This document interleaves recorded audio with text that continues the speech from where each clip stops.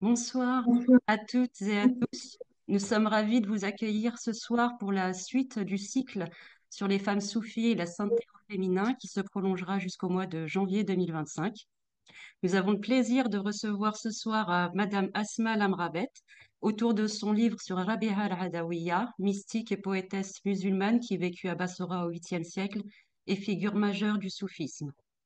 Asma Lamrabet est membre résidente de l'Académie du Royaume du Maroc. Elle est auteure de nombreux ouvrages sur la pensée réformiste en islam. Elle s'intéresse particulièrement à la question des femmes, au sujet qui lui tient à cœur. Asma Lamrabet y a consacré plusieurs essais, notamment L'islam et les femmes, les questions qui fâchent, chez Gallimard en 2018, Le prophète de l'islam et les femmes de sa vie, sorti chez Al-Bourak en 2020, et plus récemment Rabi'a al-Adawiya, Mystique et liberté, également chez Al-Bourak, collection Je veux connaître en 2022. Sa bibliographie très riche est consultable sur son site internet asma-lamrabet.com. Donc la conférence, comme à son habitude, sera suivie d'une session de questions-réponses que vous pouvez d'ores et déjà commencer à poser dans l'onglet Q&R en bas de votre écran. Merci Madame Lamrabet pour votre présence et votre partage de ce soir et sans plus attendre, je vous cède la parole. Écoutez, merci à vous, merci pour cette invitation à Conscience Soufie. Je suis sincèrement très honorée d'être parmi vous et de partager avec vous écoutez, ces sentiments que j'ai un petit peu confus envers Rabi'a al-Adawiya, que j'ai découvert grâce à une proposition de la maison d'édition Al-Bouraq. Et donc, je le dis un peu dans l'introduction du livre, avant de répondre à mon éditrice, je lui ai dit, laisse-moi, parce que la seule image que j'avais de Rabi'a al-Adawiya, en fait, c'est deux images que j'avais. La première, c'était que dans ma génération, on disait aux femmes, dès qu'elles commençaient à prier de façon intense, on disait, tu veux devenir la Rabi'a al-Adawiya de ton temps. Et puis, il y avait une deuxième image, c'est celle d'un film égyptien qui est passé avec une actrice très connue, Nabila Obeid, et qui nous avait marqué et qui passait chaque ramadan. Voilà, donc c'est tout ce que je savais de Rabi'a al-Adawiya. Alors après mes premières lectures et puis les nombreuses biographies, j'ai voulu commencer par les sources en arabe. J'avais franchement des doutes sur ma capacité à cerner le personnage, du fait qu'on l'a représenté très souvent de façon un peu, je trouve, très stéréotypée, comme une femme strictement dévote, enfermée dans sa vie d'ascèse, rigoriste, et dont l'histoire est ainsi tracée un peu de façon, je dirais, d'une manière un peu trop fantastique, ce qui était un peu trop irrationnel pour moi au début.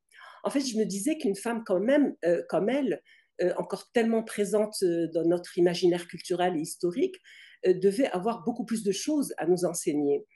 Et surtout aujourd'hui, et que ces quelques récits comme ça, parsemés ici et là, et qui l'enferment finalement dans un récit ou un narratif un peu trop superficiel à mon humble avis.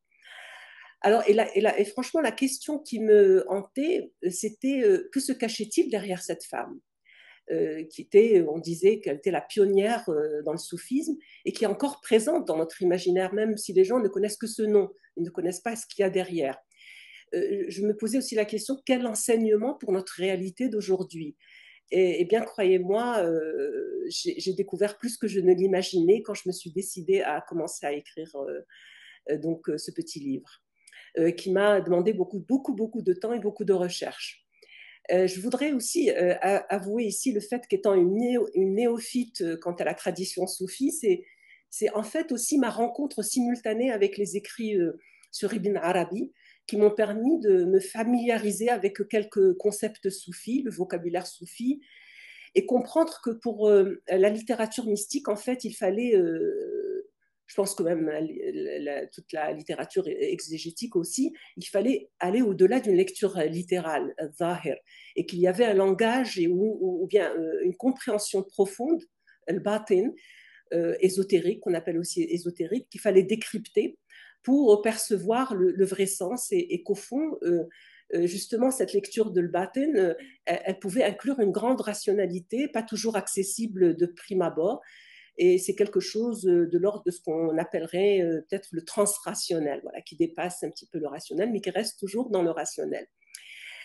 Et voilà, donc oui, les récits classiques qu'on a rapportent tous et de façon assez unanime que Rabera était une femme entièrement dévouée, Zahida, une ascète, passionnée par son amour infini pour Dieu, qui aimait s'isoler, méditer, prier des nuits entières. Mais Rabera n'était pas uniquement cela. Et je crois que l'enfermer dans cette unique grille de lecture, c'est passer à côté de choses beaucoup plus concrètes, beaucoup plus pragmatiques, mais non moins merveilleuses sur cette soufie de la première heure et qui, à mon humble avis, ne sont pas en contradiction avec la dimension soufie comme certains semblent croire. J'ai donc découvert au fur et à mesure de mes recherches, pêle-mêle, à la fois une originalité intellectuelle d'une étonnante actualité incroyable, d'une prestance poétique très belle, des prémonitions marquées par une sagesse intemporelle et d'une grande profondeur à la fois rationnelle et spirituelle.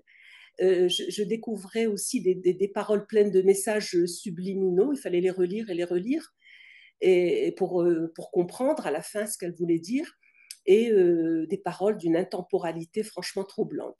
Alors, je dois avouer que plus je relis l'histoire de Rabera, plus je découvre qu'aujourd'hui, elle est vraiment comme cet océan sans rivage, comme je crois que c'est un titre de Michel Chodkiewicz sur Ibn Arabi, et donc elle est vraiment pour moi un océan sans rivage. Je n'arrive pas encore à trop la cerner. Et c'est ce qui fait son mystère, je crois, et sa beauté. Alors oui, aujourd'hui, relire et faire redécouvrir Rabera s'avère en fait presque une nécessité. Une nécessité parce que ça épure un peu la vision récurrente d'un islam monolithique, légaliste, patriarcal, notamment sur la question du rôle des femmes musulmanes, entre autres, toujours tenu un peu à l'écart et traditionnellement en marge de la société. Rabea, comme vous le savez tous et toutes, elle était considérée comme, et elle est considérée comme l'une des premières waliyettes. Alors, en français, on dit sainte, mais c'est pas du tout le même, je pense, la même connotation. Waliya, c'est être muqarraba, donc c'est le muqarraboun parmi les awliya, les proches, les intimes de Dieu. Et donc, elle a été considérée comme ces waliyas de la première période de l'islam. Mais je pense qu'elle n'a pas été la première, quand même, la seule à être femme soufie, mais elle a été sans aucun doute la plus connue et la plus célèbre. En fait, les femmes étaient curieusement assez nombreuses, enfin officiellement parlant, dans le domaine de la mystique et du hadith aussi, hein, mais moins dans l'exégèse, par exemple, et le fiqh, qui sont restés des lieux sanctuaires du pouvoir religieux des hommes, Sultat al-Ma'rifa. Il y a aussi donc un autre nom qui ressort. Moi, quand j'ai fait mes recherches académiques, j'ai trouvé qu'il y avait un autre nom qui ressortait et qui était une autre Rabea de Bassora, mais cette femme était mariée, elle était aussi soufie, mariée avec un soufi, et elle était souvent confondue avec Rabea al-Adawiya. Alors, juste pour rester un petit peu dans ces femmes soufis qui ont émergé, par exemple, Abdelrahman al-Soulami, qui est très connu pour son livre Dhikr Nisa al-Musa'abbidat al-Soufiyat, il cite 84 femmes soufis au début de l'islam, et qui sont finalement, on trouve que beaucoup d'entre elles ne sont pas reconnues officiellement parce qu'elles ont, ou alors qu'elles ont plutôt transmis le savoir de l'héritage soufi euh, à travers leur époux, leurs disciples. Elles n'étaient pas connues par leur nom elles-mêmes. Bon, il y en a certaines qui sont quand même, qui restent connues, comme Fatima Naïsabouriya, qui était maître spirituel de Noun, et puis tout le monde connaît Fatima al-Qurtubiya, qui a eu une influence sur Ibn Arabi très importante et que lui-même cite. En reprenant les paroles d'Ibn Arabi, qui disait que la quête de Dieu, c'est l'aventure silencieuse d'une âme qui cherche la présence divine au plus secret d'elle-même, je crois que Rabera était tout au long de sa vie dans cette quête. Une vie consacrée à la quête de Dieu, mais pas uniquement dans le silence, parce qu'elle a fait beaucoup de bruit autour d'elle à son époque. Et d'ailleurs, moi, ce qui m'a intrigué le plus, c'est que comment elle a imposé le respect le plus profond de la part de ses contemporains et même jusqu'à présent, sauf quelques critiques qu'on verra après. Elle a réussi, malgré elle, malgré l'usure du temps, à s'imposer dans l'histoire musulmane et universelle, et donc n'a pas été, comme la majorité des autres femmes, invisibilisée. Elle a marqué son époque, elle a su rester vivante tous ces siècles quand même, à la différence d'un grand nombre d'autres femmes. C'est franchement très intriguant. Et donc, c'est pour ça que je me dis, elle a dû sûrement avoir quelque chose de plus pour avoir pu traverser tous ces siècles donc d'invisibilisation des autres femmes, etc. La preuve, c'est que l'on parle aujourd'hui encore d'elle au XXIe siècle. Et son histoire n'aurait certainement pas pu traverser et transcender tous ces siècles, cette diversité de peuples, d'imaginaires socioculturels, d'espaces géographiques, s'il n'y avait pas une grande part de réalité aussi dans son histoire. Et que d'ailleurs certains académiciens, musulmans ou non, jugent très ambigus. Et je pense qu'il y a une réalité, soit qu'elle a été surinterprétée ou sous-interprétée, on verra, mais en tout cas, elle a quelque chose de plus. Alors, du point de vue académique, il y a beaucoup de critiques par rapport à sa biographie, et ceci étant donné la pénurie de sources primaires. Il y a des récits contradictoires qui sont issus, bien sûr, de la tradition orale, de la littérature islamique, et des études universitaires qui racontent des histoires très divergentes au sujet de Rabea. Effectivement, l'absence de manuscrits originaux, elle ne peut être connue que par des récits, des enseignements qu'on appelle aphoristiques, donc c'est des concepts de pensée comme ça, et des poèmes attribués à son nom. Est-ce que c'est vraiment elle qui a été à l'origine de ces poèmes ou non? Son appellation elle-même a connu de nombreuses variantes. Alors, il y a beaucoup de chercheurs, par exemple, musulmans ou non musulmans, qui disent que les hagiographies de Rabea, c'est-à-dire des hagiographies, c'est-à-dire des récits qui représentent un petit peu de façon trop parfaite les saints et les sept, sont souvent constitués d'amalgames et de métaphores et ne sont pas conformes, entre guillemets, aux notions occidentales d'exactitude historique. Là, je cite une phrase de la chercheuse Rqia Alaoui Cornell dans un livre qu'elle a dédié à Rabea, In Rabea from Narrative to Myth. Voilà, cette critique-là me dérange un peu parce que je pense que la stricte vérité historique, en fait, est un concept, somme toute, moderne. Et les mythes, finalement, qu'on appelle mythes, entre guillemets, qui sont péjoratifs, enfin négatifs, sont finalement des formes d'allégorie, c'est-à-dire une narration qui est symbolique de l'abstrait, mais ces récits restent quand même très utiles car ils traduisent inconsciemment ou non les grands traits de ces saints, de ces gens. D'ailleurs, même dans le christianisme, il y a eu beaucoup d'histoires édifiantes étrangères à cette vérité historique qu'on connaît tous. Euh, euh, donc, voilà, certains lui attribuent, certains académiciens lui attribuent la transformation d'un sinistre ascétisme de l'époque, apparemment, en un véritable mysticisme de l'amour. Alors ça, c'est quelque chose qui revient dans toutes les biographies, en fait, dans tous les récits, dans tous les, les, enfin, les livres ou les articles académiques sur Rabea. Son nom est donc resté gravé dans l'histoire mystique universelle, musulmane et non musulmane d'ailleurs, mais sincèrement, son véritable vécu est resté assez inexploré, surtout marqué par le fabuleux et une aura de mystère. D'ailleurs, une académicienne, Wided El-Sekakini, qui est très très citée dans tout ce qui est Rabea al-Adawiya, écrit je vois Rabea comme une apparition scintillante, comme une vague, ce qui peut servir à illustrer l'opacité de la figure de Rabea. En fait, c'est en terre chrétienne aussi, et à travers la littérature mystique donc chrétienne, mais aussi perse, que l'on retrouve ces traces. Par exemple, je le cite aussi dans le livre, dans un récit rapporté par l'historien Joinville, durant les croisades, fin XIIe siècle, on peut lire qu'un certain frère, Yves le Breton, va la citer à travers cette représentation qu'on connaît tous, cette image qui est la plus répandue en Europe, celle d'une femme portant d'un côté donc un seau d'eau et de l'autre une torche pour éteindre l'enfer et brûler le paradis. Cette forte et puissante métaphore semble résumer le cœur de la passion spirituelle de Rabea qui a toujours lutté pour que l'on puisse justement adorer Dieu pour ce qu'il est et non pas par peur de l'enfer ou par désir de son paradis. On a souvent aussi comparé Rabea et j'ai trouvé beaucoup de thèses, de mémoires comparant Rabea à d'autres saintes ou saints musulmans ou non musulmans. Et donc, on l'a comparé à Fatima Zahra, la fille du prophète, sallallahu alayhi wa sallam, à Maryam, la mère de Jésus, mais aussi à Thérèse d'Avila. Il y a, je crois, plusieurs thèses par rapport à ça, qui la comparent à Thérèse d'Avila, à Julienne de Norwich, qui était en Angleterre 6 siècles après Rabea, et qui apparemment avait transmetté les mêmes visions de l'amour divin.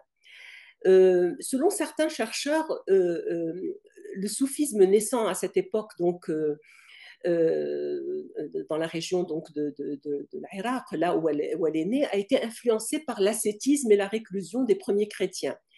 Et à son tour, le mysticisme islamique, après, va nourrir la dévotion affective de nombreux chrétiens ultérieurs.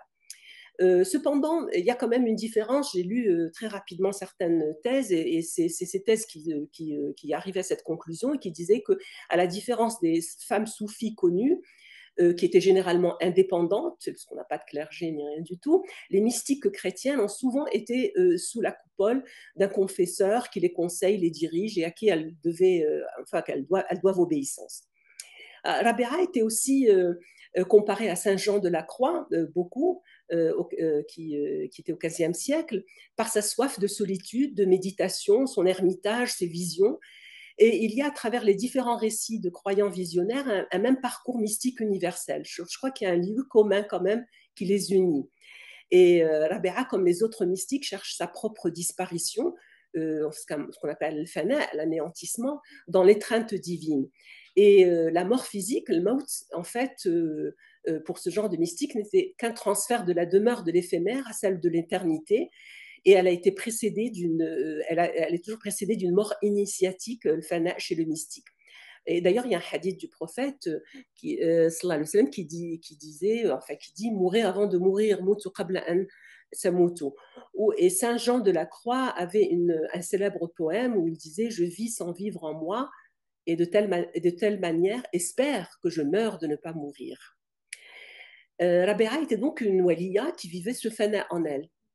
Et paradoxalement, ce fana, cette annihilation du soi, de soi, c'est ce qui l'a libéré. Je crois que c'est ce qui l'a libéré de tout le reste. Cette approche de la spiritualité qui met la libération au centre de la préoccupation des êtres est finalement dangereuse pour toutes les normes sociétales, car on ne peut pas imposer des dictats à ce genre de gens, d'êtres humains qui sont libres et libérés. Et Rabea était une femme libre. Moi, je trouve qu'elle était totalement indépendante, autonome.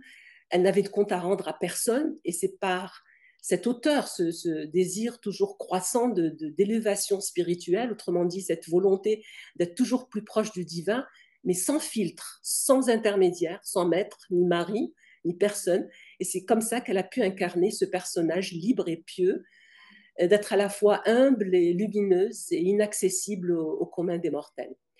J'étais très frappée par le fait que Ibn Arabi aussi avait cité 3 personnes pour lui qui n'ont pas suivi les traces d'un maître spirituel, car il disait ces 3 personnes ont déjà purifié leur âme et sont seules devant le haqq, devant le véridique. Et ces 3 personnes pour lui étaient Abdul Qadir al-Jilani, son disciple al-Shabli et Rabea. Cette conscience de la liberté par le seul amour du divin est, je pense, l'une des caractéristiques, on l'a compris, les plus importantes de la vie, de sa vie, de la vie de Rabea. Le détachement absolu du matériel par l'attachement solide à l'unique. Allah subhanahu wa ta'ala, donc cet attachement, je crois qu'il symbolise ce que dit Allah dans le Coran, c'est-à-dire cette anse, cette attache solide. Et donc, les moments de détachement matériel, quand on se détache donc, du matériel et de l'ancrage à Dieu par cette urwat al-wuthqa, ce sont pour elle ces moments de prière, d'invocation, où elle s'entretient avec Dieu.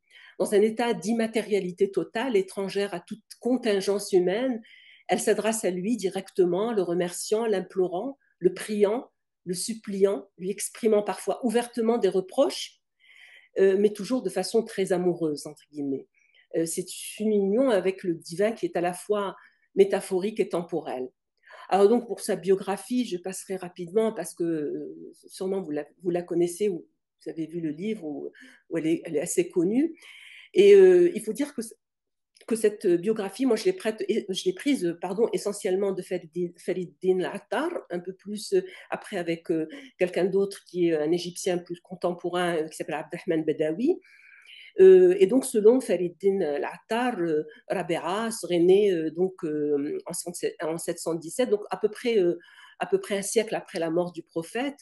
Elle est issue d'une famille très pauvre, pieuse. Son père s'est juré de ne jamais rien demander à une créature et on raconte qu'en vrai soufi, il aurait fait vœu de ne dépendre que de Dieu. Et donc, à la naissance de Rabéa, qui est la quatrième, c'est pour ça qu'on l'appelle Rabéa, il y a le prophète sallallahu alayhi wa sallam qui lui apparaît en songe et le console de la naissance de cette quatrième fille qui est venue alors qu'ils étaient très pauvres et va ainsi lui prédire qu'elle intercédera pour 70 000 fidèles et va lui ordonner une action auprès du calife de l'époque. Et certains ont vu dans le récit de sa naissance une prédisposition spirituelle dans l'exemplarité mohammedienne, ce que je trouve très beau et vraiment très vrai. Alors, les premières citations, donc avant Feriddin Attar, sont ceux de El-Jahid, Jahiz, qui était son contemporain, qu'on appelle Imam al-Udaba, encyclopédiste connu, et qui la cite, mais juste avec une phrase, hein, il la cite avec les ascètes, donc Zohed de son temps, tels que de son époque, tels que Malik ibn Dinar, Hassan al-Basri.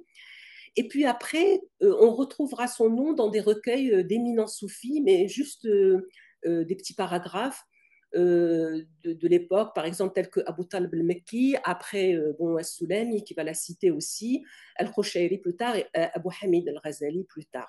Mais je crois que c'est sans doute c'est l'ouvrage donc de Feriddin al-Attar, le Tadkirat al-Awliya, le mémorial des saints, au XIIe siècle, qui est considéré, je pense, par la majorité même des chercheurs et académiciens comme étant la première et seule biographie complète et plausible sur la vie de Rabéa.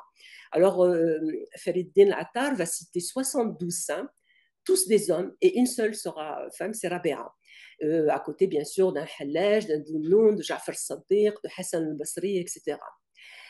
Alors là, je voudrais juste ouvrir une parenthèse très rapidement sur ce Hassan al-Basri qui va revenir souvent, on le voit dans sa vie, et que certains académiciens remettent en cause. Alors, est-ce qu'il s'agit du célèbre Hassan al-Basri qu'on connaît, le fondateur du soufisme, etc., ou d'un autre ascète contemporain de Rabéa. Alors, franchement, aucune preuve historique ne permet d'affirmer l'un ou l'autre cas. Par exemple, Bedawi, qui a fait vraiment un livre très intéressant, refute l'hypothèse selon laquelle il s'agit de Hassan al-Basri, le plus connu, estimant que le nom désigne en fait une autre personne, mais qui était tout autant importante et soufie, etc. Cependant, il rapporte dans son étude bibliographique que lui, Massignon, confirme la thèse de la rencontre entre Rabéa et Hassan al-Basri. Alors Ferdin Attar, donc c'est lui qui va le plus parler d'elle et qui va la décrire d'une façon très très belle. Il va dire qu'elle était voilée de sincérité, al-ikhlas, pardon, qu'elle était consumée par le feu de la passion. Et ce qui est intéressant aussi, c'est qu'il va argumenter cette présence féminine, parce qu'il n'y a que des hommes, il ne cite que des hommes, et donc il va être un peu poussé voilà, à justifier sa présence, et en disant, c'est intéressant à savoir que en fait, qu'elle soit femme, c'est ce qui est important, c'est l'intériorité, l'intention, un niya, et non les apparences physiques. Il prend en exemple Aïcha, la mère des croyantes, qui était une femme de savoir. Il décrit Rabéa avec des valeurs de roujoul, hein, ces valeurs de noblesse et de générosité, de charisme, qui ne dépendent pas du genre féminin ou masculin. Il parle de cette égalité ontologique, c'est très intéressant dans le soufisme, où devant Allah subhanahu wa ta'ala et devant Wahdat al-Wujud, il n'y a plus de toi et moi, et encore moins de femmes et d'hommes. Et dans ce cadre, Attar décrit dans de nombreux passages comment Hassan al-Basri, justement, dialogue avec Rabi'a sur un mode non conventionnel entre deux personnes des deux sexes. C'est-à-dire, il rapporte comment Hassan al-Basri, après une longue discussion, va affirmer « Nous ne savions plus, moi, si j'étais un homme, et elle, si elle était une femme. » Tellement ils étaient pris par leur débat spirituel. Le récit de Farid ibn Attar est une démonstration de la wilaya de Rabi'a qu'il compare à de nombreux érudits ou théologiens de renom de l'époque, comme Soufiane al-Tawri ou le plus souvent Hassan al-Basri. Mais pour chaque fois, ce qui est intéressant, démontrer la supériorité du maqam de Rabi'a. Pour lui, elle était supérieure à tous les autres. Attar montre comment aucun homme ne dirige la vie ou la spiritualité de Rabi'a. Bien au contraire, c'est elle qui instruit les érudits, les saints, les mystiques, etc. Tous des hommes. Et c'est vrai qu'on ne trouve pas beaucoup de dialogue. Moi, j'ai trouvé aucun dialogue avec des femmes, sauf avec sa servante. Donc, elle instruit tous ces érudits, des hommes, qui vont la voir pour son savoir, justement. Et cela, malgré le désir, on sent que Rabi'a avait besoin de solitude, mais elle était toujours, on avait toujours ces récits où elle recevait donc ces nombreuses visites. Donc selon Attar, outre la présence d'une servante vivant avec elle, elle va recevoir donc tous ces nombreux pieux personnages, des théologiens, des sages, et tous cherchaient à progresser dans la voie spirituelle, et elle va les aider par ses conseils parfois, et parfois par ses remontrances et ses critiques. Concernant les biographies contemporaines, je trouve que celle de Abdelrahman al-Badawi est parmi l'une des meilleures et les plus complètes. C'est une étude académique qui se veut objective et qui rapporte des récentes découvertes apparemment de manuscrits de cette époque et qui confirme la véracité de beaucoup de récits et de dires et de faits de Rabi'a. Alors pour al-Badawi, l'auteur de Rabi'a, martyr de l'amour divin, c'est son livre, Shahidat al-Ashq al-Ilahi. Elle est donc, lui aussi le dit, la fondatrice de l'école de l'amour divin au sein du soufisme. Alors en résumé, lui, il dit qu'elle est passée par 4 étapes. La première, elle était une esclave d'un maître. Elle est libérée selon lui et elle joue de la flûte et entre dans des mondanités, des désirs de la vie terrestre et elle devient esclave de ses désirs. Puis elle se libère des passions terrestres et se soumet à Dieu et n'aspire plus qu'aux désirs célestes. Et une dernière étape où elle va se libérer justement de ses désirs célestes et elle n'aspirera qu'à l'amour divin pur. Et elle va se libérer. C'est comme disait, je crois, Ibrahim ibn Adham, lui aussi, Adham, le premier ascète de l'islam, être libre, c'est sortir de la vie terrestre d'ici-bas avant de la quitter définitivement par la mort. Donc, elle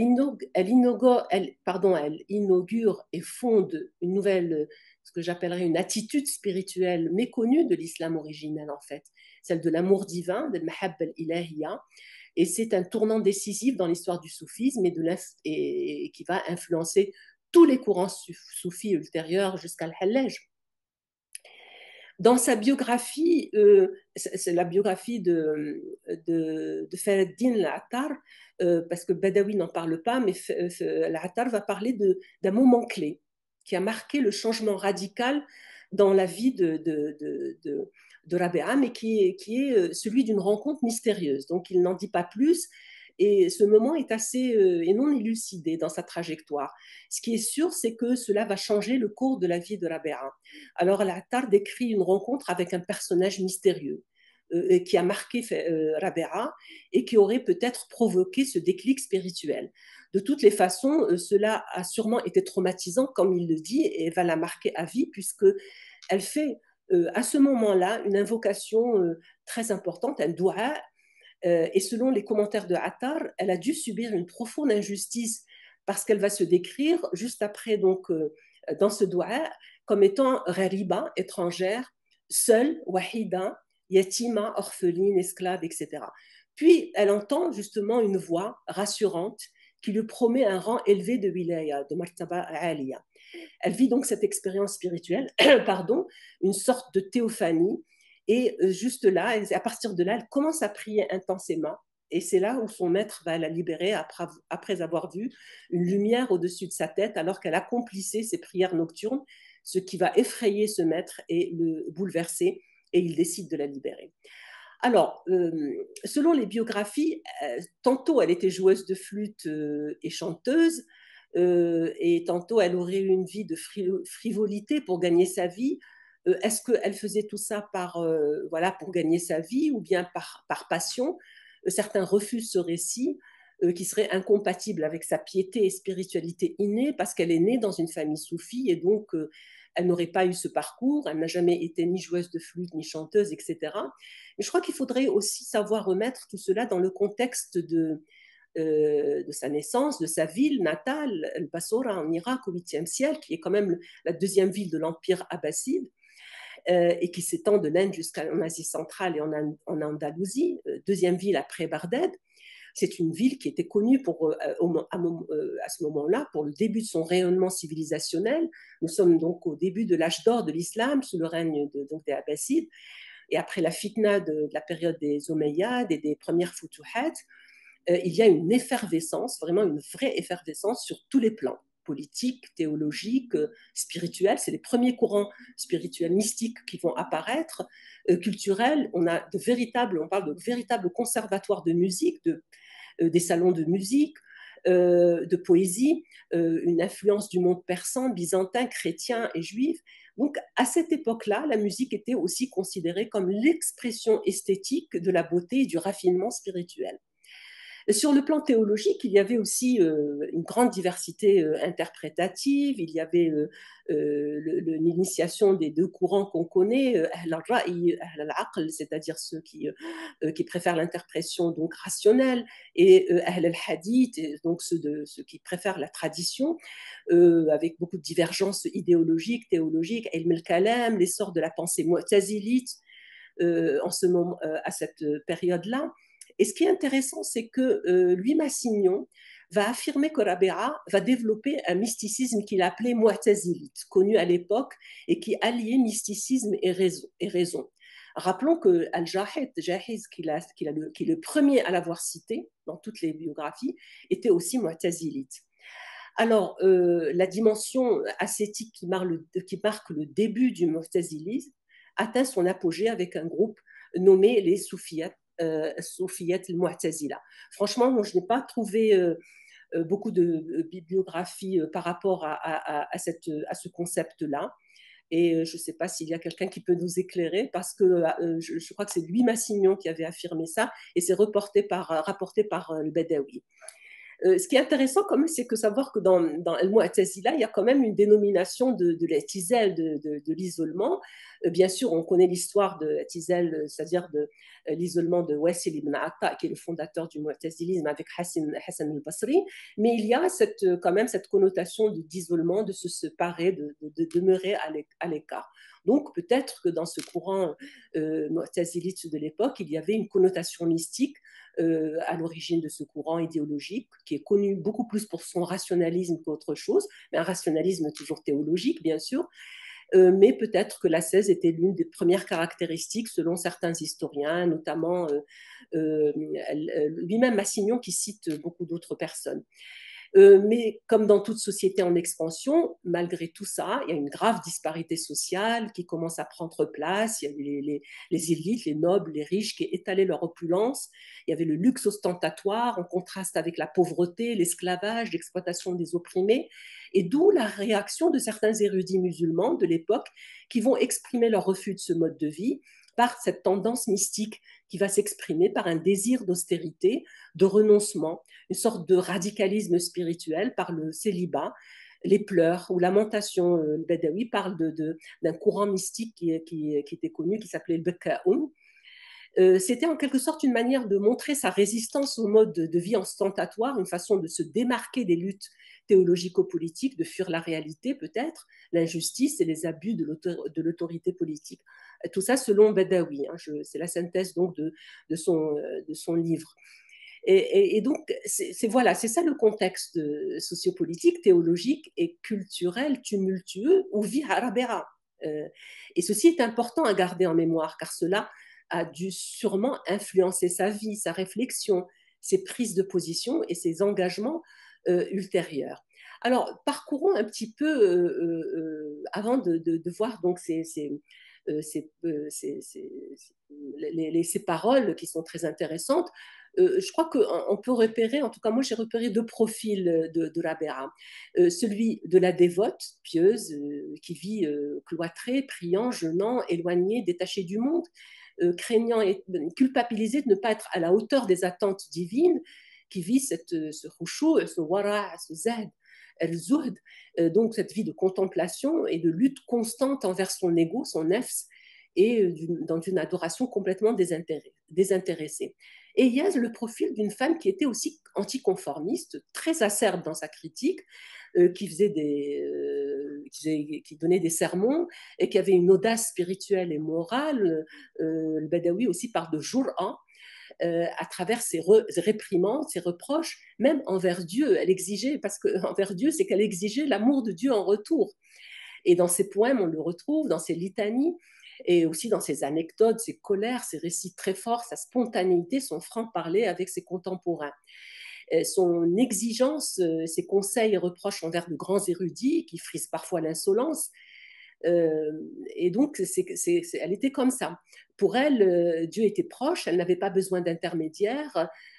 Pour elle, les lois, l'ahkam étaient juste un moyen, non pas une fin en soi. Ce qui importe, c'est le créateur et non ses lois. Et elle était dans cette adoration divine sans filtre ni médiateur, donc je le répète, sans contrainte, sans haraj, hormis celle qu'elle s'impose à elle-même, parce qu'elle va s'imposer beaucoup de contraintes.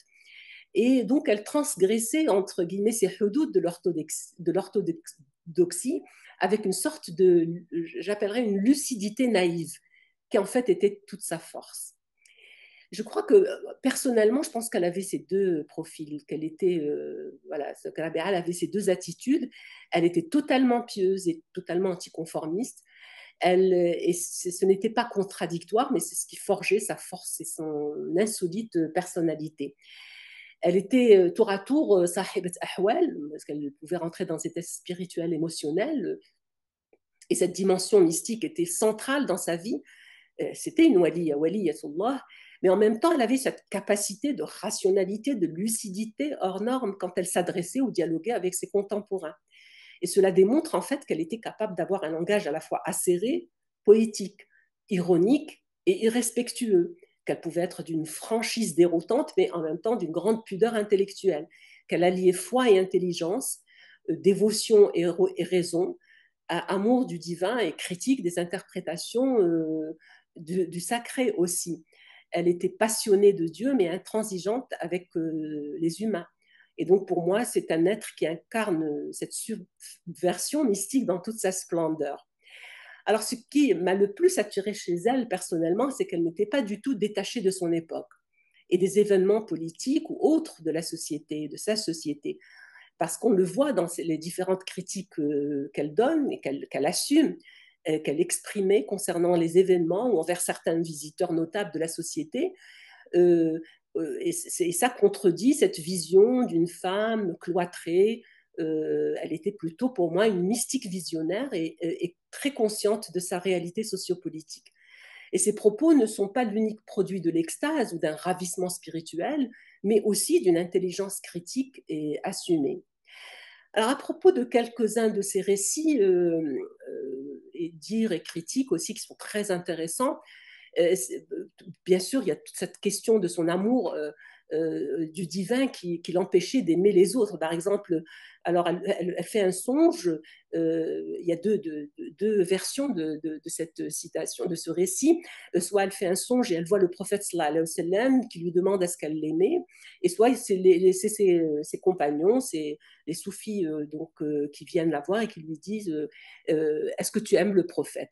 Et donc elle répond dans le songe, elle dit oui, je l'aime très fort, oui, je t'aime pour le prophète. Donc dans son songe, elle lui dit mais mon amour pour Dieu m'empêche de laisser de la place pour l'amour de quelqu'un d'autre. Donc quelque chose de très osé pour l'époque, mais pour aujourd'hui aussi. Mais bon, mais il faut comprendre ça du fait que c'est pas qu'elle n'aimait pas le prophète, mais qu'elle n'avait plus de place pour l'amour pour quelqu'un d'autre. Et c'est ce qu'elle dit aussi quand on lui pose la question est-ce que tu détestes ou est-ce que tu as de la haine envers Satan? Elle leur dit mon amour pour Dieu m'empêche aussi de m'occuper de la haine envers Satan. Et c'est cette belle phrase qu'elle a, Hubb al-Khaliq, Donc l'amour du créateur m'a empêché d'avoir de l'amour pour ces créatures.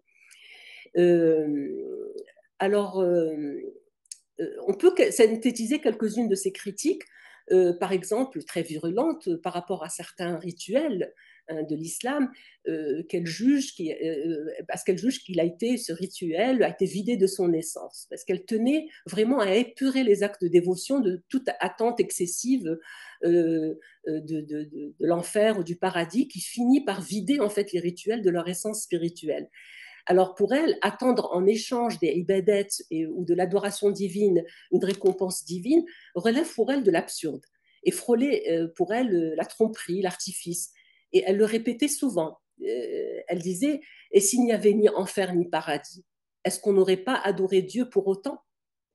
Donc là, il y a quand même une certaine contradiction avec le sens apparent de tant de versets sur le concept de la crainte, de l'khawf, ou de khishiyatullah, des versets qui disent celui qui a peur donc de son Dieu aura deux paradis, etc. N'ayez pas peur d'eux, mais ayez peur de moi. Donc, il y a beaucoup de versets quand même qui parlent de la crainte et de la peur. Elle était aussi très critique par rapport à l'instrumentalisation, la manipulation du religieux et du sacré, notamment de la part de ceux dont le discours amplifie le sentiment de culpabilité chez chez les croyants et les croyantes, en abusant des concepts de la description de l'enfer, de l'au-delà, de la colère divine. En fait, elle voulait transmettre plutôt un message où l'amour et la confiance en Dieu devraient primer sur la peur et la contrainte. Parce que rahmatullahi wasi'at kulla shay. Donc, elle était profondément convaincue que la rahma d'Allah avait été voilà, elle prenait tout l'espace de l'univers. Et pour exemple, c'est sa critique sur le récit sur la Kaaba qui vient, c'est-à-dire il y a plusieurs récits par rapport à ça, et que les historiens de diverses époques vont rapporter, et qui est très parlant par rapport à cette dimension critique du rituel. Par exemple, Fariduddin al-Attar va parler de ce déplacement de la Kaaba qui va venir vers elle alors qu'elle était au cours de son voyage pour la Mecque en période de Hajj. Et selon ce même récit, sa réponse était assez cinglante quand elle voit apparemment la Kaaba devant elle, et elle dit La uridu al-Kaaba bal rabbul Kaaba fa amma al-Kaaba famada asna'u biha. Je ne veux pas de la Kaaba, c'est le Dieu de la Kaaba que je veux. Que ferais-je d'elle? Dans un autre récit, alors qu'elle fait apparemment face à la Kaaba, elle est arrivée donc à la Mecque et elle entre dans la Kaaba et elle emploie une critique assez, je trouve quand même assez frontale, et elle dit voilà donc l'idole que l'on adore sur terre, soyez-en sûrs, Dieu n'en a jamais franchi la porte et il n'y a jamais séjourné. Le récit du déplacement de la Kaaba vers elle est de l'ordre du fantastique, on l'aura compris, mais il révèle d'abord sa notoriété à l'époque et sa critique qui est assez dure, mais si on la prend littéralement, c'est comme si elle remettait en question les symboles, enfin tout le symbolisme des rituels du Hajj. Alors que le Coran est très clair par rapport à ça. Donc,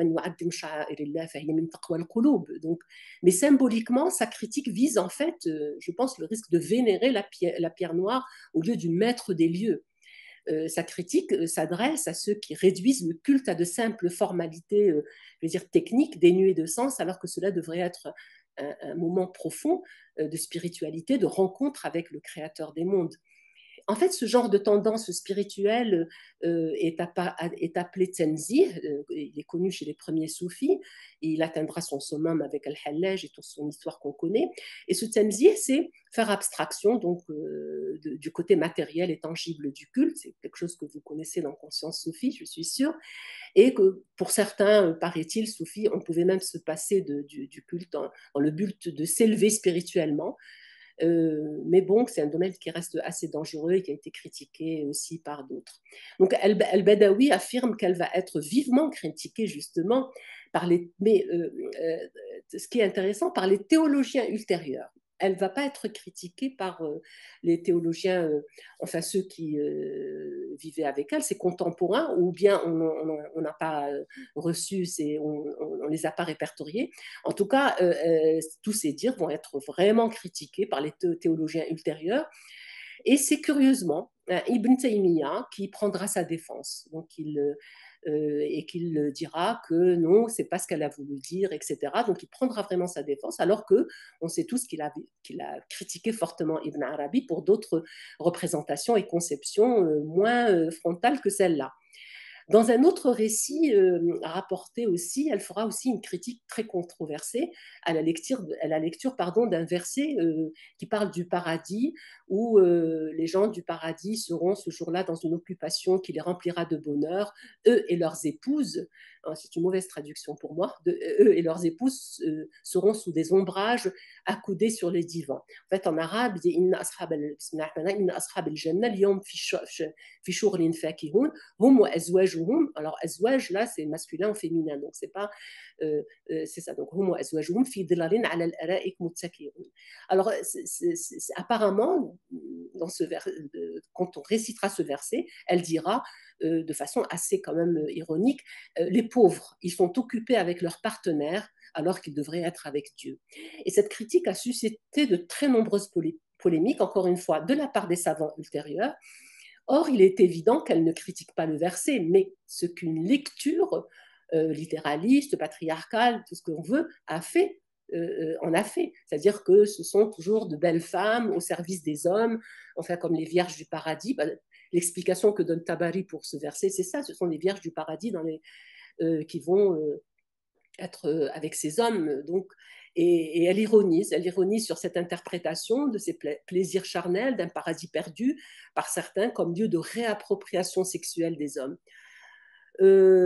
Rabea va émettre aussi des critiques envers ceux qui ont fait preuve d'une érudition théologique abstraite pour elle, qui assèche les cœurs, les éloigne de l'essence spirituelle et du détachement, et qui, selon elle, tombe sous l'emprise de désirs insatiables du pouvoir et de l'autorité religieuse. Et c'est ce qu'elle va avoir comme débat avec Soufiane Taouri, éminent juriste de l'époque, qui est très connu, et qui va pleurer quand elle le lui reprochera et qu'elle lui dira que son savoir fiqh juridique, pour elle, elle le voit comme un pouvoir de l'ego et que ça l'éloigne de Dieu. Pour elle, l'érudition savante n'immunise pas contre les attraits de la vie matérielle, car le désir du savoir, l'ilm, peut devenir aussi une arme redoutable, une forme d'autorité et du désir du pouvoir qui renforce l'ego et finalement éloigne le savant de la véritable voie divine. Un autre récit assez intéressant, c'est toujours lors d'un de ces, elle a fait plusieurs voyages pour le Hajj. En arrivant, elle s'aperçoit qu'elle a ses menstrues et donc et elle se retrouve dans un état d'indisposition physique pour le reste du pèlerinage et elle est très déçue. Et elle dit alors, voilà, je me permets de relire rapidement ce qu'elle dit, c'est très intéressant. Elle dit, mon Dieu, tu ne me laisses pas résider dans ma demeure, donc je viens de Bassora, etc. Et tu ne me laisses pas résider dans la tienne. Laisse-moi vivre en toute tranquillité chez moi à Bassora, ou bien permets-moi d'entrer dans ta demeure, qui est la Kaaba, ou bien laisse-moi alors repartir et revenir chez moi, puisqu'apparemment, je ne suis pas digne d'entrer dans ta demeure. Alors, selon ce même récit, elle rebroussa chemin et retourna à sa vie dans sa maison à Bassora. C'est une critique qu'elle fait, bien que non frontale, à la question des menstruations, de la réduction des femmes à leur corps. Cette question de l'impurité physique et de l'interdiction de certains rituels du Hajj, on sait que c'est le tawaf et les prières qui sont interdites. En cas de menstruation, tous les rituels sont permis sauf le tawaf sauf le tawaf et les prières. Le récit montre en fait qu'elle va se fâcher, elle va faire des invocations sous forme de reproches et retourner chez elle en promettant même de ne plus retourner à la Mecque. Parce qu'elle ressent cette profonde frustration due au fait qu'elle refuse que son corps de femme soit une entrave à ses actes de dévotion. Et elle questionne indirectement, peut-être, non directement, cette tradition, voire ne cache pas sa désapprobation, elle qui veut s'affranchir de toutes les normes qui, pour elle, l'empêchent d'aller vers Dieu. Alors, je passerai sur le fait qu'elle vivait très humblement, voire à la limite de la pauvreté, qu'elle a refusé de très nombreux dons d'argent, des biens, des cadeaux, parce qu'elle s'imposait une vie modeste et qu'elle vivait volontairement. Et dans la gratitude, elle ne ressentait aucun besoin matériel. Elle se contentait de ce qu'elle avait dans le dénuement le plus total. Et pour elle, elle refusait les dons d'argent et de biens, c'est démontrer formellement sa désapprobation vers le mode de gouvernance de l'époque et ses répercussions dans la société, notamment les disparités sociales qui étaient flagrantes à son époque. Elle refusait donc de cautionner l'injustice sociopolitique de son temps, refus de ce qu'elle considérait comme une sorte de corruption matérielle et politique. Et là, je trouve qu'elle faisait preuve d'indépendance totale vis-à-vis des pouvoirs en place, comme l'ont été d'autres érudits d'ailleurs, et alors que beaucoup d'autres aussi ont succombé aux tentations. Donc c'était pour elle une façon de préserver sa liberté, en refusant toutes sortes d'aliénation. Et ceci forçait le respect de tous ses contemporains. Et l'alliance pouvoir et argent lui était très suspecte. Par exemple, je le dis dans le livre, ce récit où elle regrette d'avoir accepté une lampe provenant d'un sultan après avoir vécu une nuit de cauchemar. Et elle va rejeter cette lampe parce que pour elle, c'est ce qui a provoqué donc, cette nuit de cauchemar, etc. Donc, elle vivait démunie des biens matériels, mais elle était heureuse et satisfaite parce qu'à ses yeux, l'essentiel était ailleurs dans sa relation intime avec Dieu. Et donc, elle était riche spirituellement parlant. Alors, il y a d'autres choses qui m'ont intriguée aussi, c'est le fait que Rabea était une amie aussi, bon, elle était waliya du créateur, mais elle était aussi l'amie de la création. Donc, quand on est waliyatullah, on l'est forcément aussi de la création tout entière. Et il y a cette histoire très intéressante, quand elle sortait dans la montagne, elle était tout le temps entourée de gazelles, et un jour, donc ça c'est Ferdin L'Attar qui le cite, et un jour, à l'arrivée de Hassan al-Basri, toutes les gazelles sont parties, le fuyant, et il s'étonna, et il lui demanda pourquoi. Pourquoi avec toi elle reste et avec moi elle fuit. Alors elle lui a demandé, mais qu'as-tu mangé aujourd'hui? Alors il lui dit un plat avec de la graisse. Et bien elle lui dit, c'est comment veux-tu qu'elle s'approche de toi alors que tu manges de leur viande? Et donc voilà, elle avait une certaine écologie, je ne sais pas, comme dit Annick de Souzenel, une écologie à l'intérieur des cœurs avant d'être de l'extérieur. Donc est-ce qu'elle était végétarienne ou pas? Je ne sais pas, mais en tout cas, Rabea vivait en harmonie avec la nature et ce lieu sacré du divin, avec une hygiène de vie, le jeûne et le respect des animaux. Et donc je pense que c'est une tradition qui est commune chez beaucoup de mystiques aussi, donc pour purifier le cœur et le corps. La mixité sociale, je reviens très rapidement par rapport à ça. La grande majorité des récits biographiques sur Rabea rapportent de nombreuses rencontres, comme on l'a dit, avec de très très grands érudits théologiens, ce qu'on appelle les salihin, donc de grande renommée, Malik ibn Diran, Soufiane Dinar, Soufiane Tsaouri, Hassan al-Basri, al-Balqi, etc. Mais aussi de pauvres ermites errants, des gens anonymes qui passaient par là et qui lui rendaient visite. Et donc sa petite maison était devenue avec le temps un espace d'échange, de débat, d'invocation, mais aussi de rituels de prière.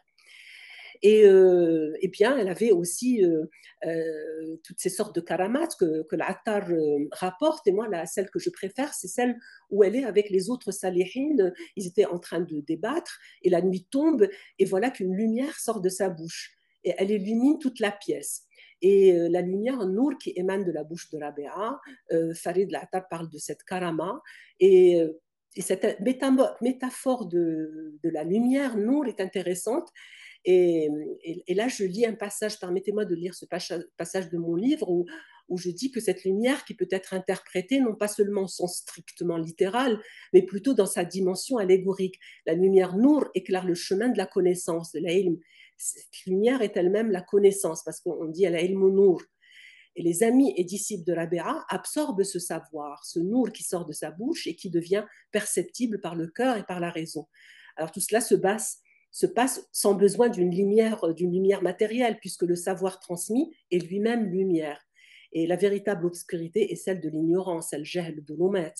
Et donc Dieu est lui-même lumière sur lumière, nour ala nour, comme le dit ce très beau verset coranique qu'on connaît. Alors je finirai par son refus du mariage. Rabea était toujours catégorique, mais il faudrait rappeler quand même que le célibat était quelque chose dans l'air du temps. pour les soufis de l'époque, mais bien entendu pour les hommes, jamais pour les femmes. Et donc, elle est l'une des premières femmes et des femmes mystiques à l'époque, la seule à avoir refusé de se marier. On rapporte que Hassan al-Basri fut le premier à instaurer donc justement ce refus du mariage. Mais c'est quand même une femme du 8e siècle, je ne sais pas si vous imaginez, qui refuse de se soumettre aux normes sociales de l'époque, qui refuse de donner sa vie, son corps, à l'autorité d'un homme, et qui choisit. Alors là, je mets volontairement avec des points d'interrogation. Est-ce qu'elle choisit volontairement de rester libre? Donc c'est ce qu'elle dit. Était-ce un choix délibéré? C'est en tout cas ce qu'elle rapporte, en fait, ce que rapportent plusieurs sources biographiques qui ressortent et qui rapportent ses propres propos reflétant un refus catégorique du mariage. En fait, dans certains récits, elle disait même, quand on lui demandait pourquoi tu t'es pas mariée, elle disait, j'avais pas le choix d'autre que celui de rester libre pour assumer pleinement mon indépendance spirituelle et intellectuelle. Elle a, par exemple, refusé en mariage, entre autres, un grand mystique, Abdelwahid ibn Zayd, et le calife de l'époque. Et par exemple, pour Abdelwahid ibn Zayd, qui venait souvent chez elle, un soir, il lui demande donc ça, il la demande en mariage, et Rabia était offusquée par sa demande, et elle lui sort donc un propos absolument blessant, et à compter de ce jour, elle a refusé de le revoir. Et le deuxième prétendant, qui était très, très important, c'est Mohammed ibn Sulaiman al-Hashimi, qui était donc émir de la ville, qui lui envoie une missive avec une demande de mariage et un don d'argent très important pour la dot. Et elle répond dans une lettre que je reprends, donc que reprend Farid al-Attar, mais aussi le Badawi, et que je reprends dans le livre, une longue lettre où elle donne des conseils, mais des critiques aussi, et elle lui dit à la fin, renonce au monde d'ici-bas, prépare-toi pour la rencontre avec Dieu, occupe-toi de ces sujets pauvres, notamment en étant juste avec eux, et pense à ta mort très prochaine au lieu de perdre ton temps, comprenez, au lieu de vouloir se marier avec elle. Donc, elle n'avait pas le temps d'être une épouse, occupée qu'elle était par Dieu, c'est ce qu'elle disait. Et donc, elle transmettait à cet émir des conseils et son refus catégorique donc, de demande en mariage. Alors, quand même, il y avait un certain courage chez elle de refuser d'épouser un homme d'autorité, jouissant du rang d'émir de la ville et de surcroît de refuser en ces termes-là. Et donc, je pense que c'était une femme tellement épanouie spirituellement que cela lui permettait d'aller à l'encontre des convenances socioculturelles de l'époque. Mais de la nôtre aussi, parce que c'est de l'inimaginable aussi chez nous. Alors, en conclusion, je crois que je n'aurai pas assez de mots pour conclure et résumer le beau parcours de cette femme qui, comme le précisent certains auteurs, a réellement bouleversé le monde du soufisme, inaugurant ainsi ce véritable mysticisme d'amour. Et puis cet art d'aimer librement et sans limite le divin. J'espère ne pas trop me tromper en avançant qu'elle a été à l'origine d'une véritable philosophie spirituelle révolutionnaire par son profond mysticisme. En effet, mystique, amour et liberté sont au cœur de son enseignement, au cœur de l'enseignement de cette femme qui reste un modèle de subversion féminine par son intelligence spirituelle, par son amour du divin, qui était au fond sa raison d'être et d'où elle puisait sa grande force intérieure. Eh bien, rahimahullah, et je vous remercie. Merci beaucoup, Madame Lamravet, pour cette conférence vraiment magnifique, très riche, très inspirante. À vrai dire, je pense qu'au fur et à mesure, vous avez déjà commencé à répondre à plein de questions qu'on pouvait se poser. On vous remercie encore infiniment pour votre présence et pour votre partage de ce soir. Il y a quand même, je vais vous poser quand même une question. Enfin, on va quand même faire un échange de questions-réponses. Je vais vous lire la question telle qu'elle a été posée par un auditeur qui s'appelle Malik, qui vous dit Assalamu alaikum, docteur Lamrabet. Je tiens à vous adresser mes sincères remerciements pour cette conférence inspirante dédiée à la vie et à l'héritage de Rabi'a al-Adawiya. À travers son œuvre et son exemple, quelle empreinte a-t-elle laissé sur les grands mystiques qui lui ont succédé, tels qu'Al-Hallaj et Rumi? Et par ailleurs, que nous enseigne son rôle en tant que femme dans un univers spirituel souvent dominé par les hommes, sur la place et la contribution des femmes dans la quête du divin aujourd'hui?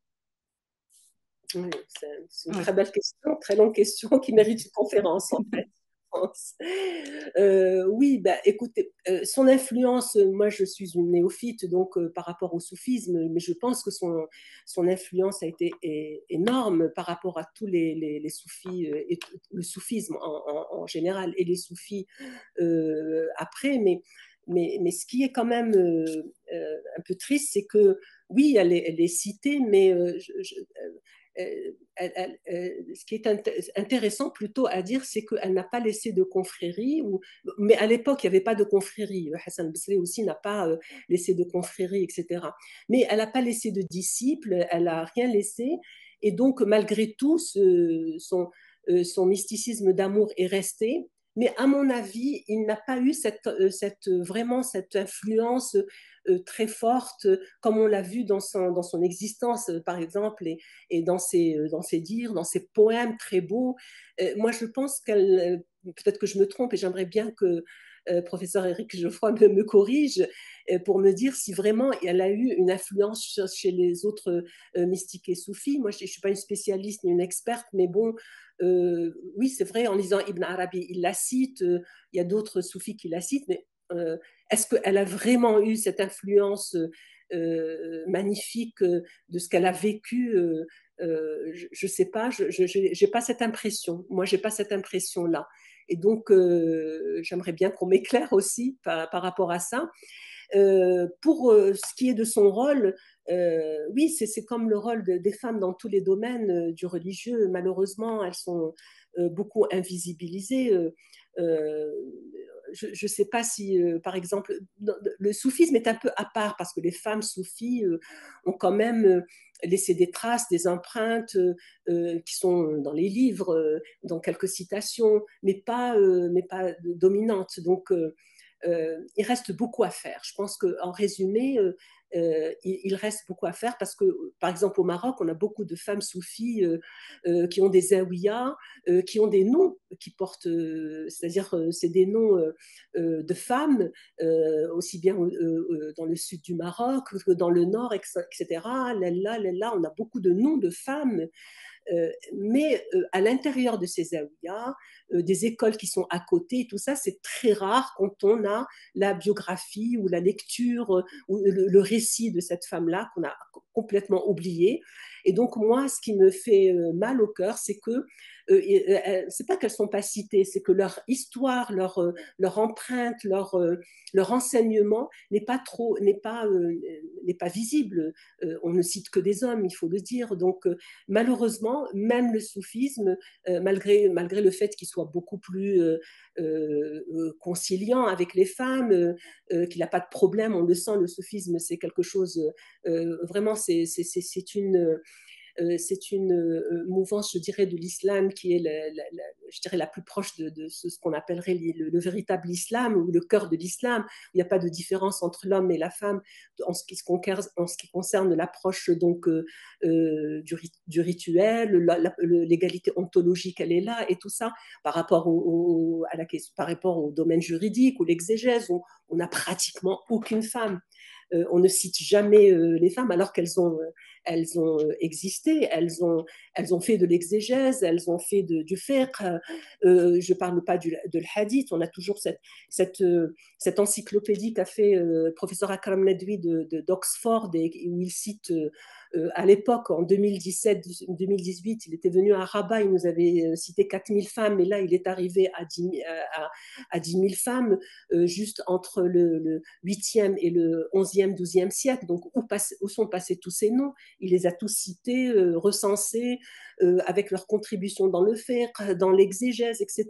On sait très bien que certains fondateurs des écoles juridiques ont reçu l'enseignement des femmes, mais c'est toujours cette invisibilisation des femmes qui persiste et qui est malheureusement dominante dans tous les domaines des sciences religieuses, malheureusement.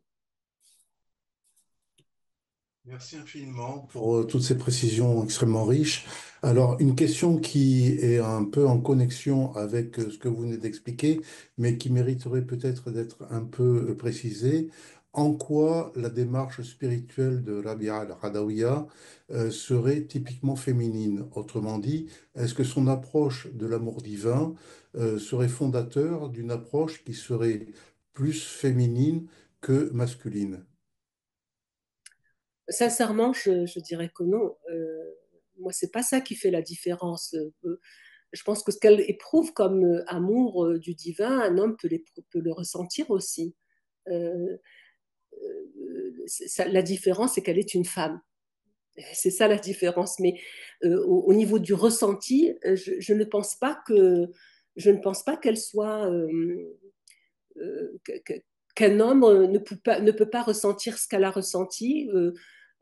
Pas du tout, parce qu'on a vu, enfin, de nombreux soufis ont par la suite ressenti la même chose, toute cette question de fana, du zuhd, voilà, de l'annihilation de soi, de vivre enfin, la méditation, etc. Je pense que même si elle a été à l'origine de cet amour divin, la première, à l'exprimer, mais je ne pense pas qu'il y ait de différence. Enfin, à mon avis, je ne pense pas que c'est ce qui ferait une différence avec un homme. Ce qui fait la différence, c'est qu'elle était une femme. Une femme dans des sociétés patriarcales, comme l'ont été toutes les sociétés du monde, pas uniquement au Moyen-Orient. Donc, sa présence, par sa forte personnalité, et moi, j'aime bien la phrase que dit Farid Eddin La'attar, le fait que quand on est dans cette approche spirituelle, il n'y a plus de moi, de toi, ni de féminin, ni de masculin. Donc, euh, je ne sais pas si j'ai bien compris la question, mais en tout cas, je réponds ainsi. Je ne pense pas qu'il y a dans le ressenti, dans les sentiments, des différences.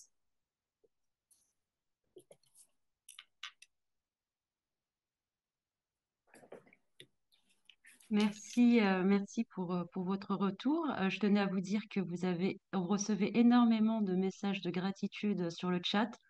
J'ai pas Les participants vous remercient vraiment sincèrement pour ce partage de ce soir. Je vais en profiter pour passer la parole peut-être au professeur Éric Geoffroy pour un dernier échange avant de clôturer cette conférence.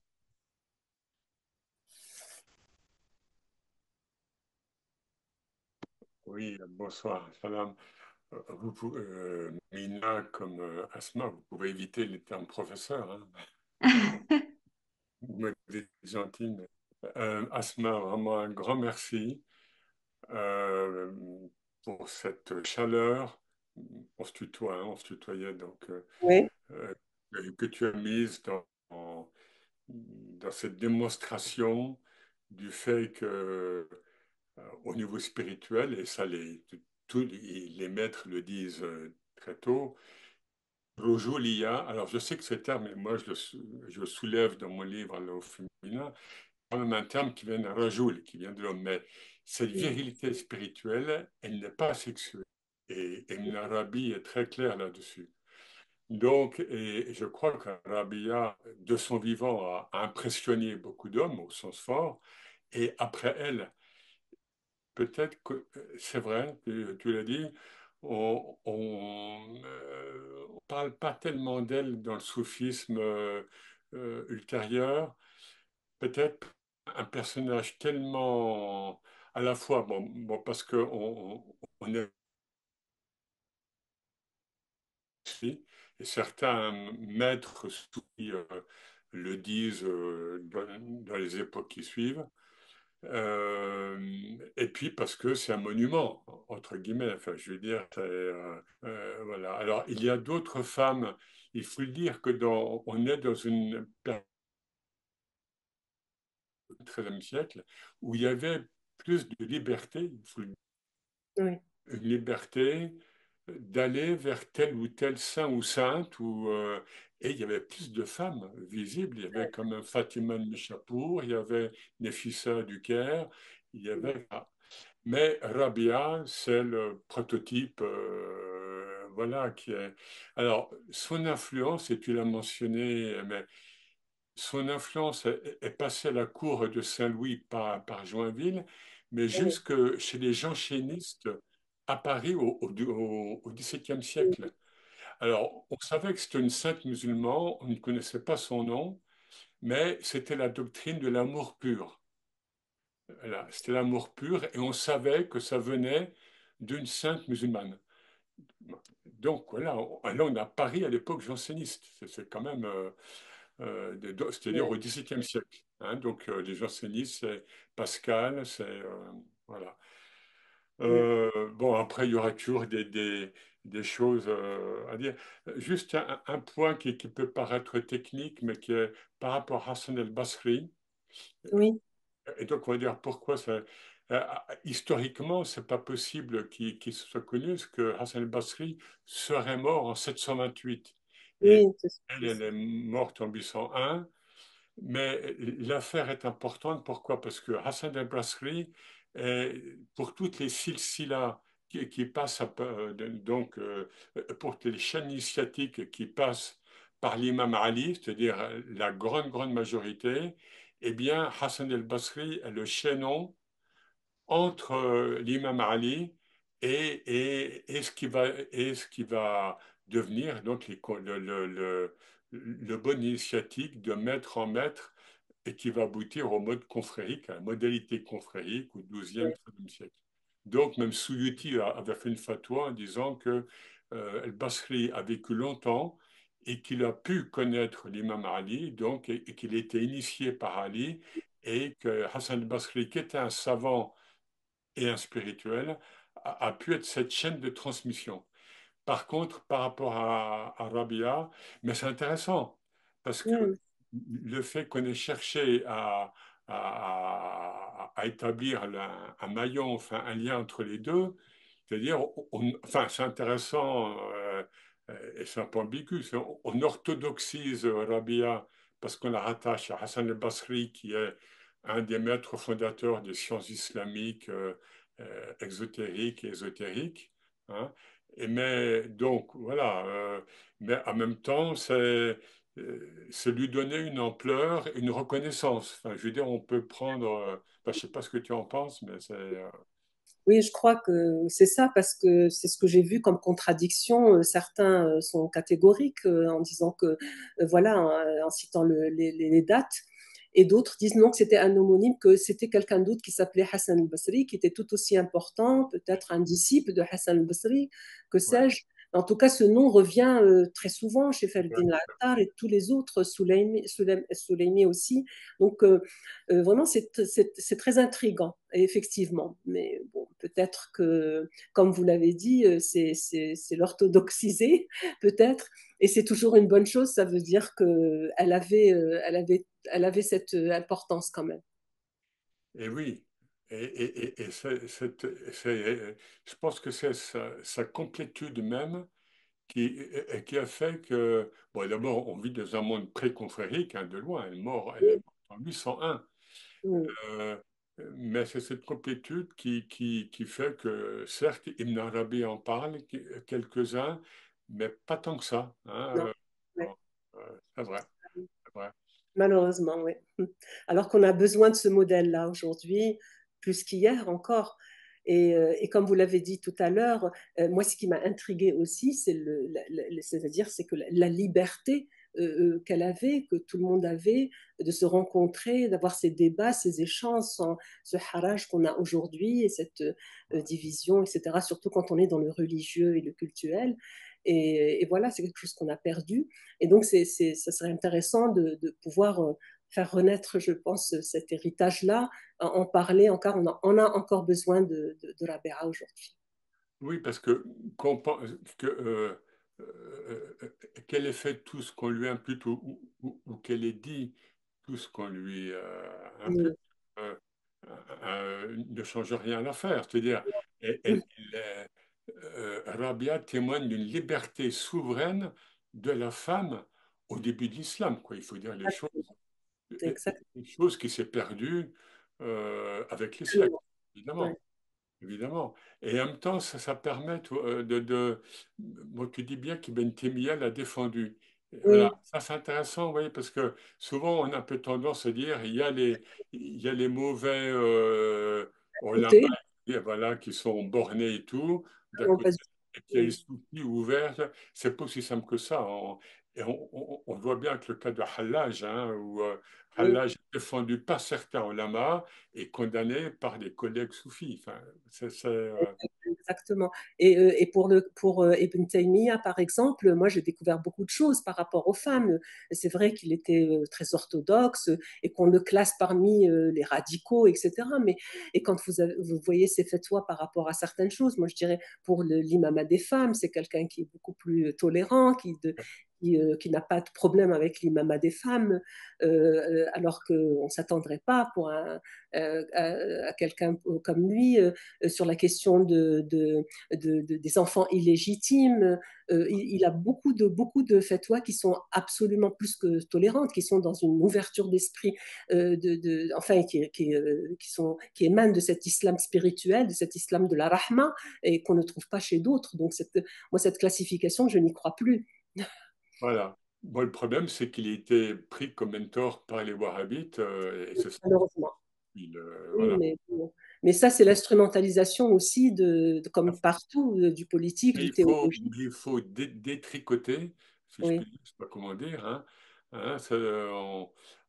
en partant du XXe siècle, bon, des wahhabismes, etc., mais remonter en amont et voir à quel point la culture islamique en général était beaucoup plus large et souple et ouverte dans les premiers siècles. et Et, et oui, quand même le fait qu'on parle de Rabia et qu'Attar et d'autres en parlent, des oui. femmes, donc, c'est qu'on pouvait le faire. Sinon, elle aurait été complètement oblitérée, enfin, mise de côté, quoi. Oui, c'est ça. Moi, c'est ça ce qui m'a intriguée. C'est son nom qui revient partout, même si on n'a pas un récit conforme, un récit précis. Il reste très flou, très ambigu. Mais ce récit est là. C'est une femme je sais pas, qui a marqué son monde, son contexte, mais elle a marqué toute l'histoire de l'islam sans avoir une histoire précise, c'est-à-dire, je sais pas comment vous décrire ça. Et je pense qu'il y a des choses qui manquent encore. Moi, je pense sincèrement qu'il y a des choses qui n'ont pas été évaluées, qui ont été sous-évaluées et qu'il reste encore beaucoup de choses à découvrir par rapport à elle et par rapport à Ouais, beaucoup d'autres ouais. personnages, femmes ou hommes. Eh bien, alors, juste encore un mot aussi, bon, qui peut paraître technique à certains, mais tu évoquais Soufiyat el-Mu'tazila, c'est-à-dire les Oui, soufis mu'tazilites. oui, Alors, d'une part, il y a une référence après Massignon, puis après on va expliquer, c'est Joseph Van Hess, un islamologue allemand qui est oui, mort là, mais il n'y a pas longtemps, moi j'étais en contact avec lui. Voilà, notamment, il y a un livre en français, bon, lui il écrit en allemand, oui, Prémices de la théologie musulmane. Et pourquoi c'est intéressant? Tu l'as bien dit, les Mu'tazilites, donc, c'est surtout 9e, 10e, 11e siècle, hein. oui, C'est- Ils sont considérés comme les rationalistes de l'islam. oui. Voilà, Jahez en faisait partie, etc. C'est pas aussi simple que ça. Que Oui, ça. oui, oui, Jahiz, c'est le 8e siècle quand même. Il est contemporain à Rabera. Il Ouais, était dit Mu'tazili. Bon, c'est cette aussi classification du Mu'tazili comme étant un rationalisme. C'est pas le rationalisme moderne. C'est un rationalisme voilà, théologique. voilà. C'est ça qu'il faudrait remettre en question parce que leur première devise, c'était Wahdatullah, c'était l'unicité, Ouais, la justice, l'adl, etc. Donc, et puis ouais, après, les divergences qu'il y a eu, ce sont des divergences beaucoup plus politiques que théologiques.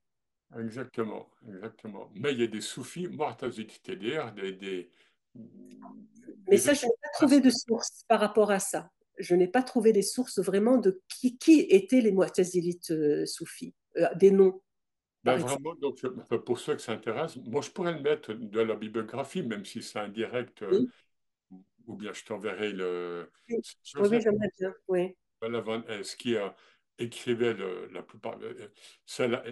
Bon, c'était la grande école islamologique allemande, hein, oui, du XXe siècle et qui a bon, 19e, 20e. Bon, maintenant, là, il est mort il n'y a pas longtemps. Voilà, mais je l'enverrai, quoi. Et il d'accord. montre bien ça. Il montre bien cette complexité. Ben voilà, donc c'est Oui, marqué. parce que je ne comprendrais pas pourquoi enfin, une mouvance qui se dit rationaliste théologique ne pourrait pas avoir cette dimension spirituelle aussi du soufisme. Exactement, exactement. Pourquoi donc moi, ça m'a pas étonnée, mais je suis restée sur ma faim parce que je n'ai pas trouvé de source vraiment pour argumenter mon propos. Ah oui, c'est chez lui, enfin et j'avais échangé avec lui par mail. Et il m'avait donné une référence. Bon, malheureusement, il est écrit en allemand, mais bon, il a travaillé sur la théologie islamique de manière magistrale, quoi. Bon, Oui. oui, Et quelque chose d'autre que je voulais dire aussi sur le fait que malheureusement, beaucoup de choses n'ont pas été traduites et parce que il faut dire que la Béra était beaucoup traduite, surtout dans tout ce qui est poésie en perse. Donc on n'a pas accès à ces textes en langue persane. Et moi, c'est quelqu'un que j'avais rencontré. Il m'a dit, vous ne pouvez pas imaginer quelle est la littérature. Est-ce que maintenant, c'est une véritable... Est-ce que c'est des hagiographies comme celle-là? Est-ce que c'est vraiment une littérature? En tout cas, il y a une apparemment très grande littérature persane sur Rabi al-Adawiya, plus qu'il y en a en arabe. ça, c'est intéressant. Ouais. Ouais. Mais là, il Et faudrait bon, quelqu'un voilà. qui dédie, soit pour une thèse d'ailleurs, ou Oui, pas. c'est ça. Voilà. Pour les thèses, ce que j'ai été très étonnée, mais je ne sais pas, c'est pas parce que je parle aussi espagnol, donc je ne sais pas, est-ce que c'est dans mes recherches, mais j'ai eu beaucoup, beaucoup de sujets de thèse sur la BA en espagnol, très rare en arabe. Mais la majorité, c'était en espagnol, en anglais aussi, bien sûr, mais en espagnol, ça m'a beaucoup intriguée. Oui. Et je pense que là, c'était peut-être avec le catholicisme et toute enfin, le monachisme et tout ça, et parce qu'en Espagne, on parle beaucoup de saints aussi, et donc il y a beaucoup dans les sciences théologiques des comparaisons faites entre voilà, Rabi al-Adawiya et d'autres mystiques. En fait, il y a eu, bon, maintenant, on a des sources précises qui montrent que Sainte Thérèse d'Avila et Saint Jean de la Croix ont été influencés par le soufisme, notamment Chazili. Voilà, donc ça, bon, je crois que j'en ai parlé à Question Soufie, je ne sais plus. Enfin, maintenant, on sait par l'intermédiaire des juifs, des mystiques juifs espagnols. Et même on remonte en tous les... Voilà, on dit que les sept châteaux de l'âme, c'est chez Sainte Thérèse des Villas. On retrouve ça chez El-Nouri de l'école de Bagdad, qui est mort en 910. Voilà. Donc peut-être que les Espagnols ont cherché aussi chez Rabia. Oui. Euh, Oui, mais apparemment, Thérèse d'Avila n'a jamais cité la Béra. ouais, Et c'est ce que j'ai vu dans une thèse où ils font la comparaison en disant qu'il y avait ce. En fait, là, c'était la manière, l'approche du divin, cet amour. Thérèse d'Avila qui jouait de la flûte aussi. Donc, il y avait ce rapprochement. Mais Thérèse d'Avila, qui est venue bien après, n'a jamais prononcé le terme même d'islam, ni de soufisme, ni de ouais, la Béra, non. encore moins. Ouais, ouais, ouais, ouais. Ma foi, enfin merci. Puis c'est vrai qu'on te connaissait plutôt dans la critique du droit musulman machiste, on va dire. Voilà. Et On m'a mis là-bas, on m'a mis là-bas, on m'a enfermé là-bas plutôt. oui, oui. Ben, c'est bien, ben, tu t'es libéré de ça et c'est Rabia, enfin, si je peux me permettre, Oui, franchement, oui. ce sont ces êtres-là qui nous libèrent. Hein, Oui, hein. sincèrement, ça a été elle et Ibn Arabi, ça ont été mes déclics un Ouais. petit peu. Parce que tu en penses, mais on croit qu'on fait une démarche pour s'intéresser à eux. En fait, ils viennent nous chercher. Ouais, c'est eux qui nous appellent, effectivement. Ouais. Bon, c'est magnifique. En tout cas, merci aussi. Merci de m'avoir donné cette opportunité d'être avec vous. J'étais vraiment très honorée. Merci à vous tous. Merci pour vos mots et merci Eric, merci tout le monde. Moi aussi, j'ai appris beaucoup de choses. Ben, écoute, merci pour ta modestie. Tout le monde, voilà, je me joins au concert de, si je puis dire, de remerciements, de gratitude. Et à une prochaine fois, Inch'Allah. Inch'Allah, Inch'Allah. Ma salama, Inch'Allah. Merci. Au revoir. Au revoir.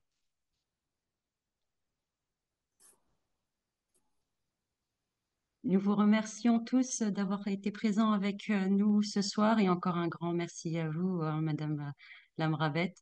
Nous nous retrouvons le samedi, excusez-moi, le samedi 14 décembre à 21 heures pour une nouvelle veillée spirituelle. Et nous poursuivons donc sur le cycle La Sainteté au féminin, avec en première partie Marie-Odile Delacour sur le voyage soufi d'Isabelle Eberhard. Nous vous souhaitons encore une très bonne soirée. Nous quittons une nouvelle fois avec le poème de Rabia al-Adawiya, J'ai deux amours, parce qu'on ne s'en lasse pas. Merci à tous et bonne soirée.